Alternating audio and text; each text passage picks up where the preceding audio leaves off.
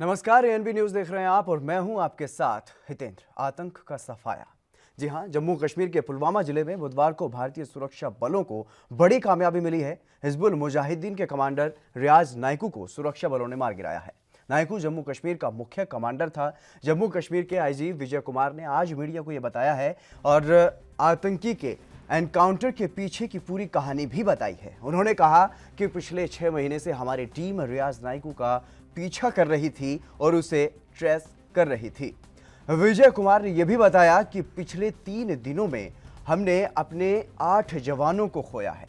जब ऑपरेशन करते हैं तो इस तरह के झटके लगते हैं, लेकिन इसी संकट के वक्त में हमने पलटवार भी किया है। और साथ ही उन्होंने बताया कि 5 अगस्त के बाद ऐसा पहली बार हुआ है कि भीड़ ने पुलिस पर हमला किया है। उन्होंने बताया कि पिछले साल इस हिस्से में हमने 35 आतंकियों को ढेर किया था और इस बार इससे भी ज्यादा को ढेर कर दिया है। वहीं सीआरपीएफ के काम की उन्होंने सराहना भी की है। इस ईयर जनवरी 2020 से पिछले 4 महीना में हम लोग लगभग 27 ऑपरेशन लॉन्च किए। इस ऑपरेशन में जेएनके पुलिस ने एसएससी की इंटेलिजेंस गैदर किया और पुलिस, आर्मी, सीआरपी लेकर ज्वाइंट ऑपरेशन लॉन्च किया गया। इन सारे ऑपरेशंस में लगभग 64 मिलिटेंट्स मारे गए, जिसमें 3 बहुत बड़े कमांडर मारे गए। सबसे पहले कारी यासीन मारा गया जनवरी में, जो जैश का पूरे कश्मीर का चीफ था। उसके बाद एजीएच का मारा गया बुरहान कोका, आप सब जानते हैं उसके बारे में। और जो कल मारा गया उसमें जो एचएम का पूरे जेएनके का चीफ था। इसके साथ साथ लगभग हम लोग 25 मिलिटेंट्स को, एक्टिव मिलिटेंट्स को अरेस्ट किए। 125 ओएचडब्ल्यू को अरेस्ट किया गया, इंट्रोगेट किया गया। और बहुत सारे हम लोग जो हाइड्रेट को बस्ट किए हैं। बहुत सारे ग्रेनेड और मिलिटेंट्स का जो मॉड्यूल था, खास करके एलईटी का सोपुर एरिया में, उसको बस्ट किए। उसके इंफॉर्मेशन से एलसी के पास से काफ़ी आर्म्स हमसे रिकवर किया गया।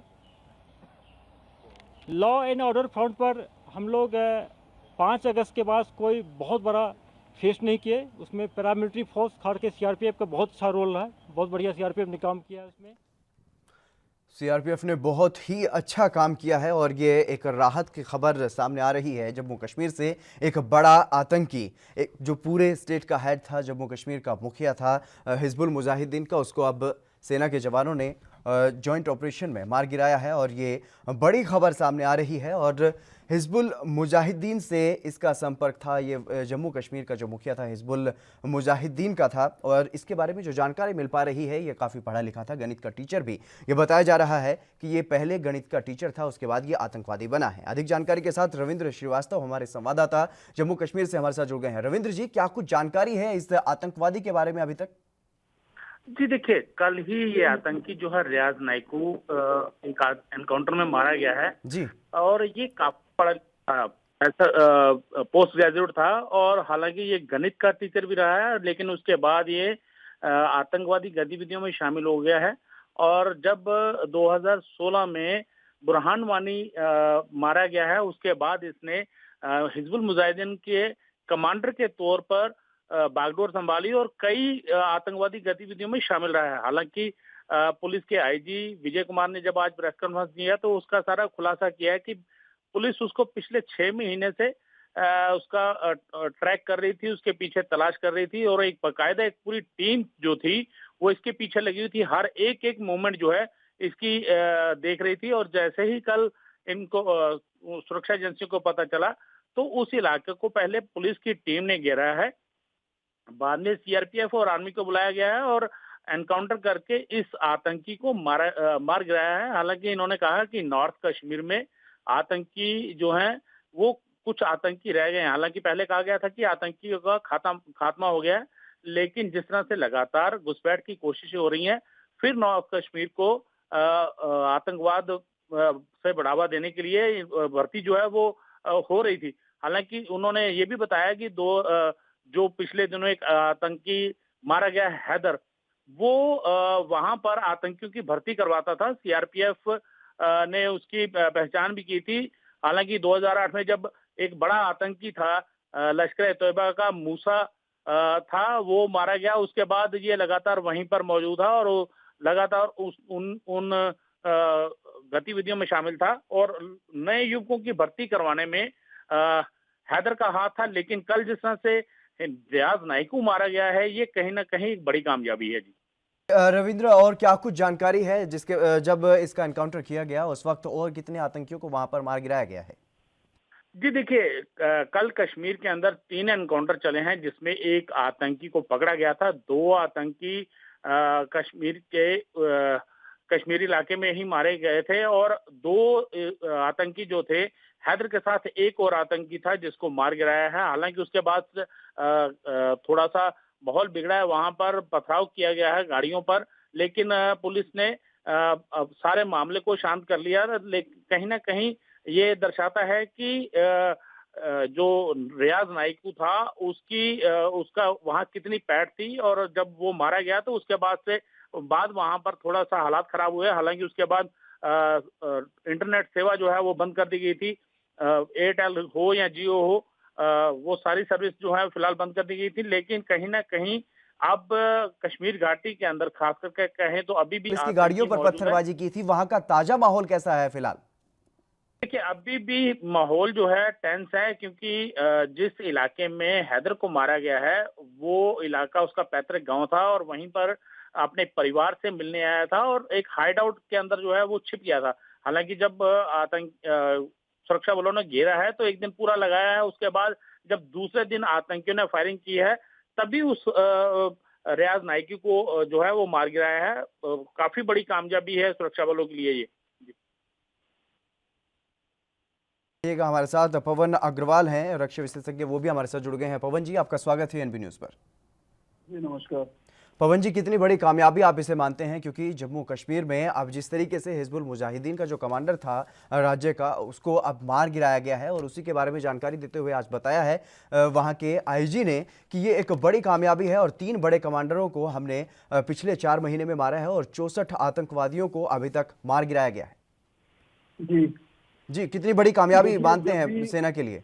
देखिए, मैं इसको इस तरीके से लेता हूँ कि किसी भी आतंकवादी को ढेर करना जी, ये अपने आप में एक कामयाबी है, क्योंकि एक आतंकवादी जो छुपे बैठे हैं अभी भी कश्मीर वैली के अंदर जी, 370 हटने के बाद, जी, 35A हटने के बाद, वो लोग अभी भी अपनी हरकतों से बाज नहीं आ रहे हैं। पाकिस्तान उनको पूरी तरीके से प्रश्रय दे रहा है। तो मुझे लगता है कि एक एक आतंकवादी को चुन चुन के हम मारेंगे और यही हमारी सबसे बड़ी कामयाबी होगी अमन और शांति लाने के लिए कश्मीर वैली में। जी, लेकिन पवन जी, आपसे ये भी जानना चाहेंगे, क्योंकि जिस तरीके से एक बड़ा आतंकवादी मारा गया है, तो अब पाकिस्तान की तरफ से और क्या कुछ कार्रवाई की जा सकती है? क्या किसी और को जल्द ही वहां पर इसकी जगह नियुक्त किया जा सकता है? हिजबुल मुजाहिदीन की तरफ से क्या कुछ पलटवार किया जा सकता है? देखिए, अगर आप पिछले 25 या 30 वर्षों का पूरा लेखा जोखा देखें जी, तो पाकिस्तान से सदैव कोई ना कोई रीजन वहीं से बनता है। जी, और मैं तो ये मान के चलता हूँ कि पूरी दुनिया में जो आतंकवाद का एपी सेंटर है वो पाकिस्तान है। जी, पिछले 70 वर्षों से अधिक हो गए, लेकिन पाकिस्तान ने अभी तक सिवाय आतंकवादी पैदा करने के और कोई चीज पैदा नहीं की है। जी, और भारत से उसको क्या प्रॉब्लम है ये अभी आज तक किसी को समझ में नहीं आई। जी, तो अभी तो ये भी सुनने में आ रहा है कि वो जो कोरोना से पीड़ित कुछ आतंकवादी हैं उनको यहाँ भेजना चाहते हैं, जी, ताकि वो लोग यहाँ आकर के और इस प्रकार की हरकतें करें जैसे कि जमातियों ने की है। जी, तो उसके लिए सरकार ने स्पष्ट निर्देश सेना को ऑलरेडी दे चुके हैं कि किसी भी आतंकवादी को आपने छूना नहीं है, पकड़ना नहीं है, उसको गोली मार देनी है जी, अगर वो बॉर्डर क्रॉस करते हैं और उसके शव को हाथ नहीं लगाना। जी, तो ये जो अब कार्रवाई अब श्रीनगर और इधर एरिया में हो रही है, जी, इससे पाकिस्तान तो बौखलाएगा, जी, जी, क्योंकि इकोनॉमिक तरीके से वो टूट चुका है। कोविड वहाँ बुरी तरीके से फैल चुका है और ऐसी स्थिति के अंदर उसके पास और कोई चारा नहीं है। विश्व समुदाय उसको कोई साथ नहीं दे रहा, अमेरिका उसको कोई साथ नहीं दे रहा, चाइना उसको कोई साथ नहीं दे रहा है। जी, तो ऐसी स्थिति में तो वो बौखलाएगा और ज्यादा इन्फिल्ट्रेशन करेंगे और आतंकवादियों को भेजने की कोशिश करेंगे। लेकिन हमारी फौजें और हमारी पुलिस पूरी तरीके से मुस्तैद है। भले ही हम लोग सब पूरी फोर्सेज जो है कोविड में लगी हैं, लेकिन इसके बावजूद हम आतंकवाद को पनपने नहीं देंगे। लेकिन पवन जी, एक बात समझ नहीं आती, क्यों जो पाकिस्तान जो भारत पर कार्रवाई करता है या जो आतंकवादी घटनाएं होती हैं उनसे पाकिस्तान को फायदा क्या होता है? सिर्फ पाकिस्तान को कोई फायदा नहीं है उसमें। जी देखिए, वहाँ अगर आप शुरू से देखिए पिछले 30 साल का इतिहास, की वहाँ इतनी राजनीतिक उथल पुथल रही है जी कि वहाँ राजनीतिक पार्टियां जरूर हैं, संसद है, सब कुछ है, लेकिन अगर वास्तविक देखा जाए तो वहाँ तो सेना ही सारा काम चलाती है। जी अभी भी सेना ही काम चला रही है। इमरान खान तो एक पपेट है बिल्कुल वहाँ पर। जी तो सेना जो है वो सारी चीजें अपने हाथ में रखना चाहती है, जी और सेना का काम जो होता है वो आपको मालूम है क्या होता है। जी जी जी ये और भारत की पवन जी, सेना जिस थोड़ी तरीके है। से जिस तरीके से वहां पर जब आतंकी रियाज का एनकाउंटर किया गया तो वहां पर जो स्थानीय नागरिक हैं उन्होंने पुलिस पर, जो सेना के जो कर्मी थे उन पर पथराव किया, गाड़ियों में तोड़फोड़ भी की गई। हालांकि सेना ने उस पर काबू पा लिया था जल्द ही, लेकिन इस तरह की हरकत को आप किस तरीके से देखते हैं? जो स्थानीय नागरिक हैं, हमारे देश के, जम्मू कश्मीर के रहने वाले हैं, वो आतंकवादी के मरने पर इस तरह की हरकत क्यों करते हैं? देखिए, ये अभी एक दिन की बात नहीं है, ये काफी सालों से जो उन लोगों को पाला गया है। जी और वहाँ जो स्लीपिंग सेल्स हैं, ये वो स्लीपिंग सेल्स अभी तक हैं वहाँ पर, अभी वो खत्म नहीं हुए हैं। जी उसको खत्म होने में थोड़ा समय लग सकता है। जी उस पर भी कार्रवाई चल रही है साथ साथ।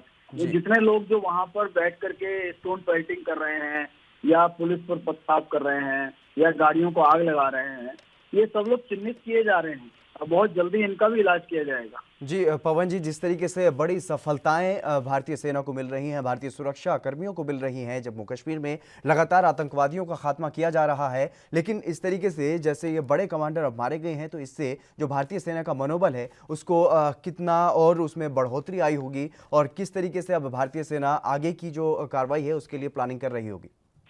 देखिए, भारत की सेना कोई छोटी मोटी सेना नहीं है। जी युद्ध हो या आपदा हो, उसका मनोबल कभी किसी चीज से नीचे नहीं आया है। जी इन सब चीजों से उसका मनोबल और बढ़ा है। जी आप सोचिए कि 25-30 साल के बीच के युवक जी अपने आप को पूरी तरीके से निछावर कर रहे हैं। किसके लिए? हम लोगों के लिए, सभी जी के जी लिए। जी तो ये हम सब लोगों को भी जिम्मेदारी बनती है। केवल सेना और सेना के अलावा पुलिस, इसके ऊपर जिम्मेवारी छोड़ देना ठीक नहीं है। जी हम सब लोगों को अपना एक सिपाही का रूप दिखाना पड़ेगा, देखना पड़ेगा दुनिया को जी कि हम सब भारतीय जितने भी हैं, ये सभी अपने आप में एक सैनिक हैं। जी और आतंकवाद हो या किसी तरीके की आपदा हो, हम लोग सब मिलकर साथ काम करेंगे। लेकिन पवन जी, एक महत्वपूर्ण बात, जितने भी ये बड़े आतंकवादी जम्मू कश्मीर से निकलते हैं वो पढ़े लिखे होते हैं, वेल एजुकेटेड होते हैं। ये इसके बारे में भी बात की जा रही है कि जो आतंकी रियाज नाइक को जो मारा गया है वो भी गणित का टीचर था, लेकिन किस तरीके से आतंकवादी, इनका दिमाग जो है वो बदलने में कामयाब हो जाते हैं, किस तरीके से इनको आतंकवादी बना दिया जाता है? देखिए, उसकी शुरुआत तो मदरसों से होती है। जी। ये तो सब लोगों को मालूम है। जितने ये मदरसा हैं, ये आतंकवादी की फैक्ट्रियां हैं। जी। ये जितने भी मदरसा से पढ़े हुए बच्चे निकलते हैं इनके, ये केवल आतंकवादी बनेंगे और कुछ नहीं बनेंगे। मुल्ला मौलवी तो नाम के लिए बनते हैं ये लोग। जी ये लोग सब आतंकवादी बनते हैं। गणित का टीचर हो, या जेएनयू में पढ़ने वाला कोई हो, या अलीगढ़ मुस्लिम यूनिवर्सिटी में पढ़ने वाला कोई व्यक्ति हो, इनकी सोच ऐसी बनाई जाती है, ब्रेन वॉश ऐसा किया जाता है जी। कि ये देश के बारे में, भारत के बारे में नहीं सोचते। ये जी। केवल पाकिस्तान के बारे में सोचते हैं। यहाँ कितना नुकसान कर सकते हैं उसके बारे में सोचते हैं। जी तो लेकिन पढ़ाई पवन लिखाई अग्रवाल तो- जी, जिस तरीके से अब आपने ये जो बताया कि मदरसे में लगातार आतंकवादी ही बनाए जाते हैं, ऐसा आपने आरोप लगाया है कहीं ना कहीं मदरसों पर, तो क्या कुछ करना चाहिए भारत की सरकार को, जम्मू कश्मीर के प्रशासन को, ताकि जो घाटी के जो युवा हैं वो आतंकवाद के रास्ते पर ना जाएं? देखिए, 2-3 चीजें बहुत जरूरी करनी है। एक तो रोजगार वहाँ पैदा करने पड़ेंगे जी। जम्मू कश्मीर के अंदर, जी ताकि युवा को रोजगार मिले, वो अपने आप कमाए खाए, अपने परिवार का पालन पोषण कर सके, जो कि अभी तक इतने वर्षों में नहीं हो पाया है। जी किसी प्रकार की कोई इंडस्ट्री वहाँ डेवलप नहीं हो पाई, कोई बिजनेस एक्टिविटीज नहीं हो पाई।